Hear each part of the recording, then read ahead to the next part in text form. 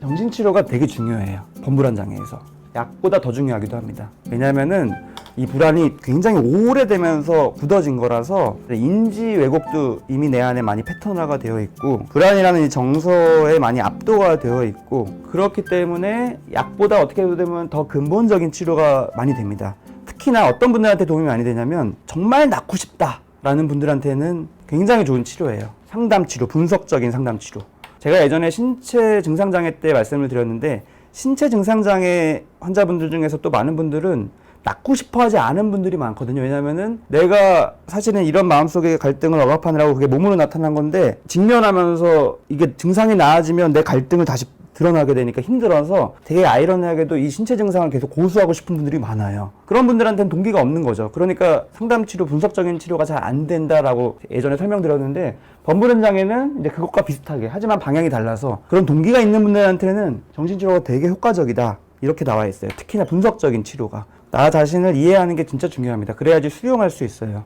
수용이라는 용어가 되게 어려운 것 같이 들리지만 정말 불안이 있고 뭐 여러 가지가 있고 자존감이 낮고 결국에는 다 비슷해요. 공통점이 뭐냐면 내가 나를 싫어하는 분들이 많아요. 나는 내가 싫다. 타고난 나의 성향이나 기질이나 이런 게 싫다. 그냥 내가 싫다. 내가 너무 싫다. 이런 분들일수록 이 마음속에 갈등이 많아요. 근데 내가 나를 싫어 이게 다 이유가 있거든요. 그런 이유들을 경험들을 잘 정리하면서 내가 괜찮구나. 뭐 완전히 좋은 100% 어떤 이상적인 건 아니어도 그냥 사람이 다 거기서 거기고 괜찮고 나도 장점이 있고 이런 식으로 나 자신을 수용하고 위로하고 이런 식으로 하는 게 바로 자존감이 올라가는 거고 그게 나를 사랑하는 거고 그래야지 마음이 편해지는 거고 그래야지 남들도 그런 식으로 바라봐 줄 수 있는 거고 그래야지 인간관계도 좋아지는 거고 그래야지 연애관계도 좋아지는 거고 가족 간의 관계도 좋아질 수가 있고 순서가 다 있어요. 그래서 내가 나를 잘 이해하고 내가 나의 마음을 잘 수용하고 그게 굉장히 중요하다는 생각을 저는 정말 많이 합니다. 그게 안 됐을 때 결국에는 어딘가 터져요. 그게 불안으로 터지기도 하고 우울로 터지기도 하고 몸의 증상으로 터지기도 하고 강박으로 터지기도 하고 공포로 터지기도 하고 공황으로 터지기도 하고 가끔 너무 무섭고 불안해서 누워서 덜덜 떨다가 벼랑 끝에 서 있는 것처럼 이제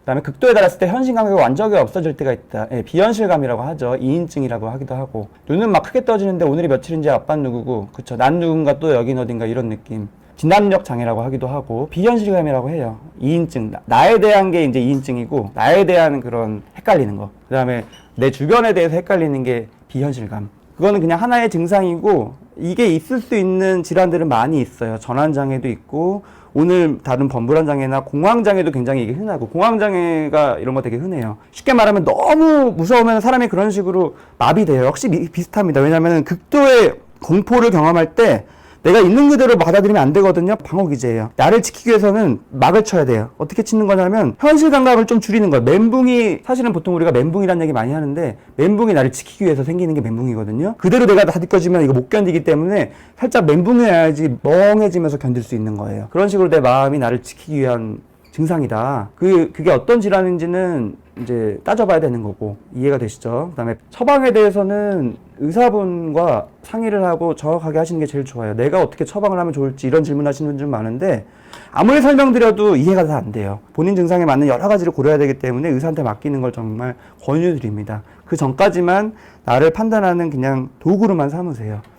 그 다음에 딸이 오랫동안 불안장애인지 낯선 곳에 가면 근육이 긴장되고 수면장애가 있어서 약국에서 파는 수면제 먹고 자는데 정신과에 가야 할까요? 이게 이제 항상 뭐 어떤 질환인지는 모르지만 요것만 가지고 공통적인 게 뭐냐면 불안 때문이든 불면 때문이든 근육 긴장 때문이든 따님이 지금 해야 될 것에 지장이 크면은 가시는 게 좋아요.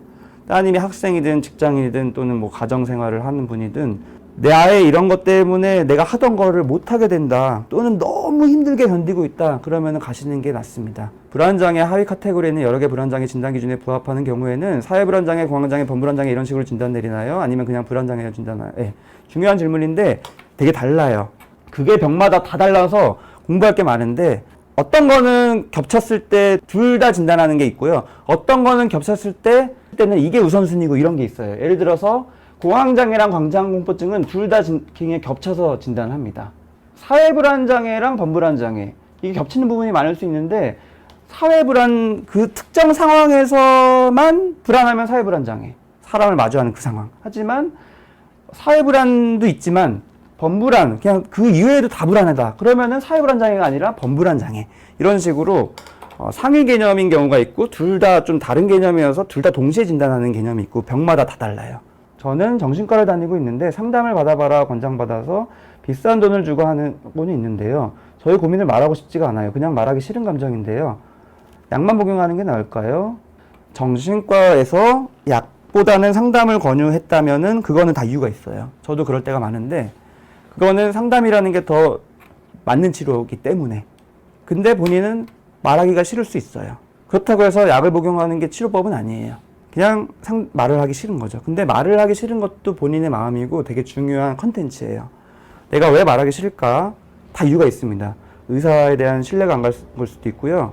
또는 어떤 그냥 의사 개인에 대한 어떤 편견이 내가 있을 수도 있고, 아니면 그 사람 자체에 대한 어떤 이미지가 뭔가 나의 어떤 내가 가지고 있는 사람에 대한 이미지랑 뭔가 안 맞는 부분이 있을 수도 있고, 진짜 많은 이유가 있거든요. 또는 내가 원래 사람한테 내 마음을 표현 안 하는 사람도 있고, 하지만 본인이 이런 느낌을 가지는 게 이상한 게 아니고요. 그런 경우가 많지만 그래도 계속 또 보고 하다 보면 점점 마음이 열려요. 그래서 저는 상담 치료를 권유받았으면 꾸준히 가시면서 가다 보면 점점 편해지면서 결국에는 이야기를 할 수 있게 됩니다. 그게 되게 두려울 수 있어요. 하지만 목적이 저 사람한테 나를 알려주는 게 목적이 아니에요. 내가 나를 이해하기 위한 게 목적이에요.